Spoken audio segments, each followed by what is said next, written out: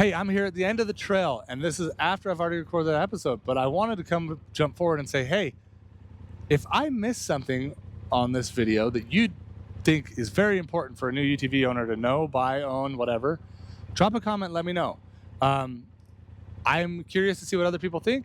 I've covered what I think a new UTV owner should know, but maybe you have experience trying it out. Tell me what made a difference for you. Anyways, let's jump into the beginning of the trail and you'll hear what I think. All right, everybody, welcome back. We are doing another episode of Trail Talk. We are out here this morning just with me and the dogs. I'm actually gonna let them out so they can start running around. Yeah, today we're talking about like 5 things you should know before you buy a UTV. Come on, dogs, get out. 5 things you should know before you buy a UTV. So I've been thinking about this for a little bit. I kind of wanted to put it together just because, you know, a lot of people just jump into these UTVs, they just buy them and they just go for it. And that's great. I like it. I like people getting out, getting the reps in outside, getting anybody getting out in the outdoors is doing good by me. But there's some things you should know about them before you buy them, before you jump in, before you start hitting trails. As is tradition, we are doing this on trail. So if you're just listening to this, I apologize. You might want to go jump out, check the YouTube video. We're running Resurrection today. This is a pretty easy trail. It's a 5. Yeah. And as always, Cardos, you know, keeping my brain sane, blocking out some of that UTV noise, which, you know, we'll get into. All right, let's just jump into it. So speaking of UTV noise, the one thing, well, let me step back and say, if you see me checking my phone, it's because I'm checking my phone. I'm trying to make sure I keep track of this conversation instead of just letting it ride like I usually do. Anyways, keeping my head sane. One thing that you should know before you buy a UTV, especially if you buy one of these big performance sport machines, they are really capable. But the way I like to describe them is that they're basically a juiced up Fisher-Price toy. And what I mean by that is that they are, they're not a lot of frills. I mean, they're getting more frills. They're getting some heated seats and stuff like that, but not even just that. The thing that you should be aware of is that they are a lot of plastic. They are basically a tube frame buggy. There's not like, if you're expecting like the fit and finish of a BMW or a Mercedes, that's not gonna be your thing. If you've ever been in a full size like race car, off-road rig, something like that, you'll know that a lot of it is just, you know, whatever's functional. And the UTVs are kind of the same. Obviously, I'm speaking more towards the sport side of things, which is, you know, where I have most of my knowledge. So that would be your Turbo Rs, your X3s, to a lesser extent the KRX. They're not exactly sport machine, but all of those kind of vehicles, you got to think, okay, I'm getting into a plastic wrapped tube frame buggy that's going to be very capable, but it's going to develop creaks, it's going to develop cracks, it's going to develop squeaks and noises and things like that, because they are just a plastic, you know, plastic wrapped tube frame buggy. That's what they are. Other thing I wanted to talk about is that all being said, they are pretty decently fast. And this is all things that are falling under the Fisher-Price cars category. They're pretty decently fast for what they are. They're actually pretty fast. They're really fast. But they're not necessarily made for like the longevity. A good off-road vehicle, I think we can all compare to, is like a Jeep. I think you would be really, really stoked to buy a Jeep with under 50,000 miles on it. That said, if you had, or I'm sorry, let me rephrase that. I think you would be pretty stoked to buy a Jeep that had 50,000 miles on it. You'd consider that like, oh, that's a pretty good deal, you know? But if you found a Razor or a Can-Am or something like that that had 50,000 miles on it, you would be probably not buying it. Just to be honest, I wouldn't buy it. So that's something to keep in mind. The longevity is not there compared to other, full-size vehicles that have to double as like a, work vehicle, a daily driver. Another thing that goes under that same category of the Fisher-Price cars, the EPS, the electronic power steering. I know other vehicles have this sort of issue too. I know personally some people with Broncos that have some, issues with it. But the EPS can leave a lot to be desired when you're trying to turn, especially if you're up in these tight rocks. If you're out on the regular old trail, just mobbing dirt, you won't really have an issue with it. They turn really well. They turn fine there. But when you get bound in the rocks, EPS tends to be a little bit of a fight just to try and get those wheels turned. It doesn't have the power of like a full gearbox, I feel like. And it also doesn't really have the power of obviously not of a hydro assist setup or something like that. Okay, so that covers that. They are basically Fisher-Price cars. But there's some real benefits to that type of thing. One of the huge benefits is that they are light and a lot of their weight is down low. So you don't end up with like the top heaviness. They're a really good LCOG vehicle, or low center of gravity vehicle. They, like I say, this weighs 2,500 pounds. The majority of that is in the engine and the transmission. The single component that weighs the most is the engine and transmission, obviously. And that is stuffed almost on top of the floorboard. Well, it is on top of the floorboard. It's stuffed so far down that you can't really, I don't know. I feel like I'm just trying to say they are a lot more stable than most other off-road types of vehicles.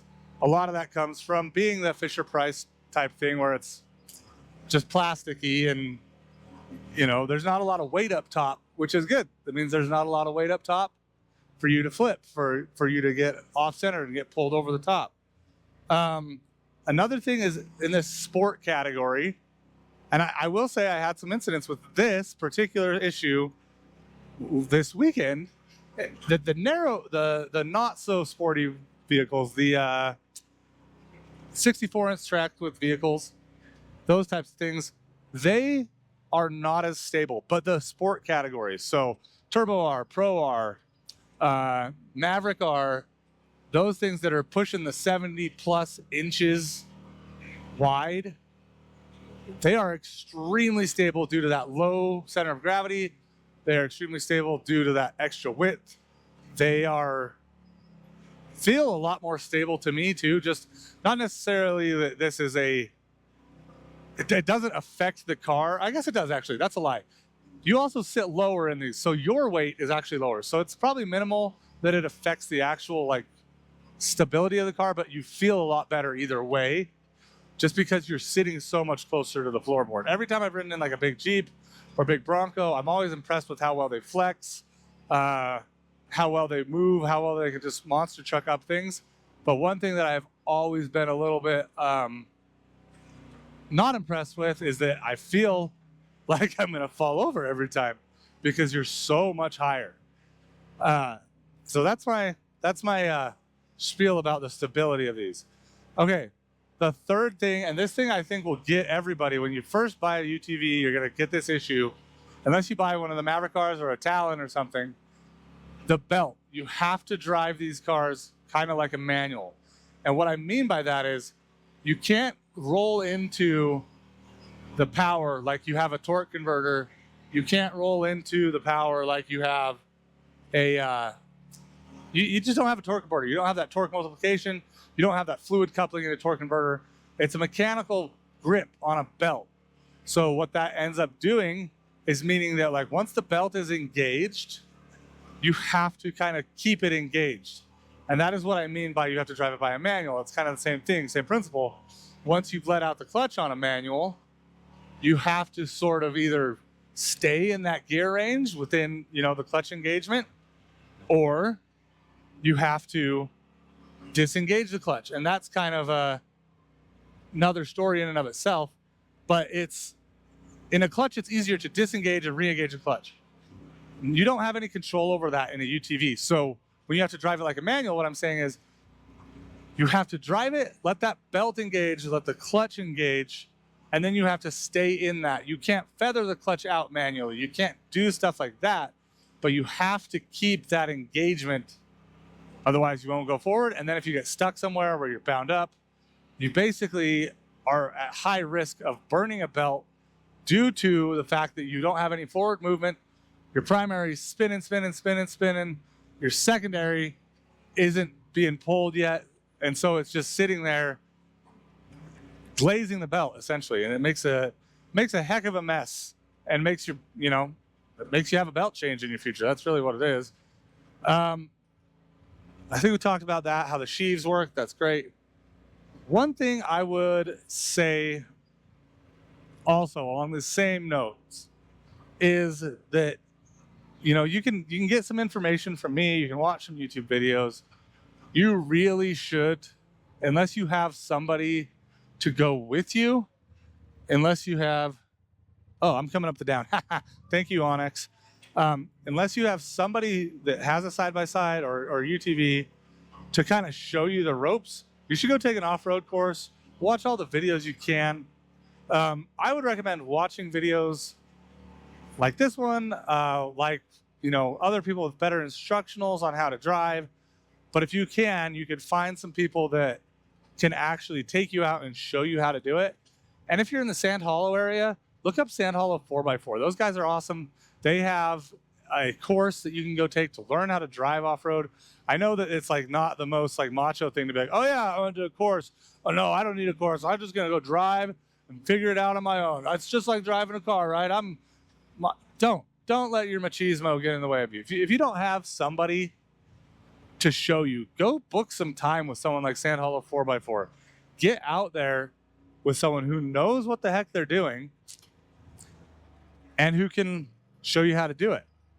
It'll make a world of difference to have somebody through. Just the same way, even currently being, as capable as I am, having a spotter for certain sections, it just helps. It just helps having another set of eyes, helps having people that have an understanding of what's going on. We're coming down a little bit of a ledge here. I don't know. I've never been on this trail, so I don't want to lose it. We're good. That wasn't that bad. This trail's only rated a 5, so I didn't expect that would be a huge drop, but I'm, just always be cautious. All right.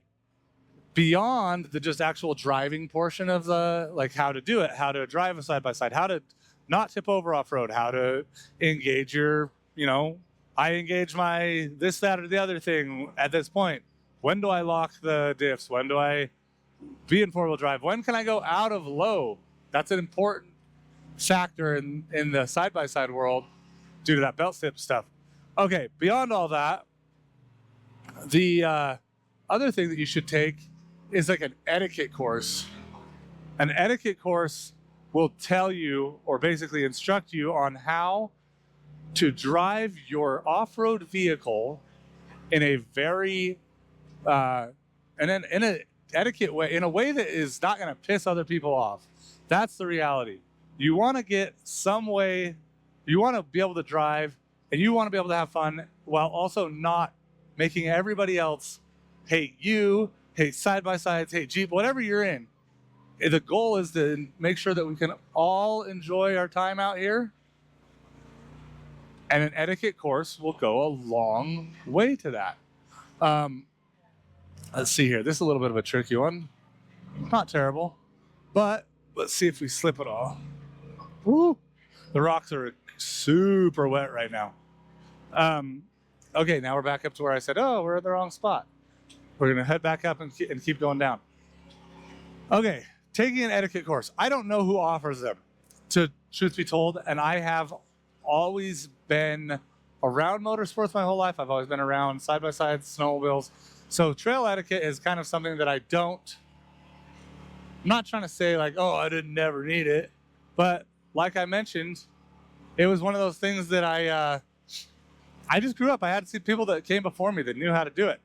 So I didn't have to go find a course on my own. I didn't have to go do, this, that, or the other thing. I've learned some stuff from watching YouTube. I've learned some stuff from taking courses. When I was younger, I took an OHV course. Actually, Utah requires an OHV course now, I just remembered. So don't complain about that. Go take it. It'll teach you a lot of simple things, the hand signals for how many people are behind you.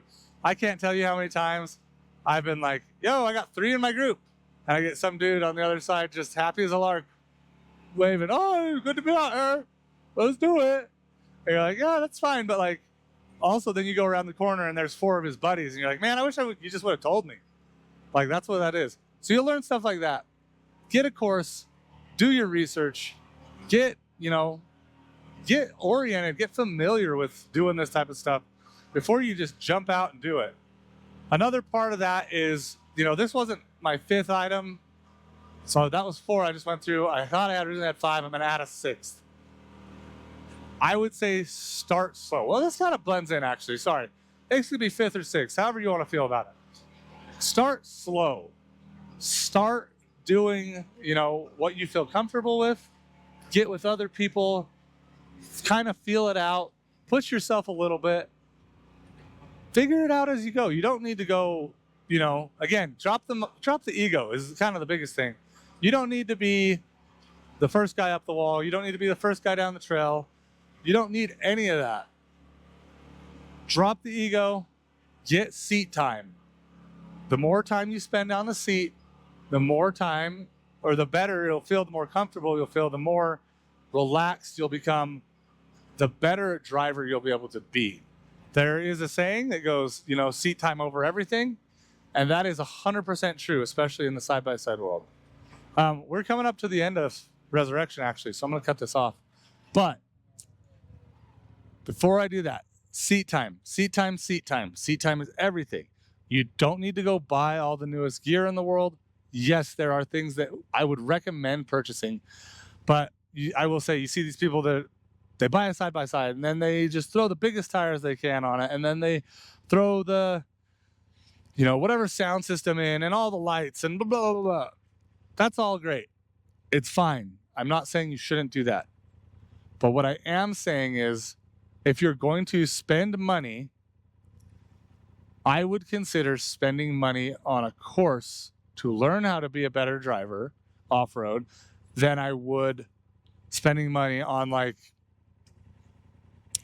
just like a cheap set of light pods or something that's not going to really make that much difference. Like if you drive a lot at night, sure, you need the lights. If if you're going to get real serious with it, and realistically everybody should, you should probably spend the money on a cage.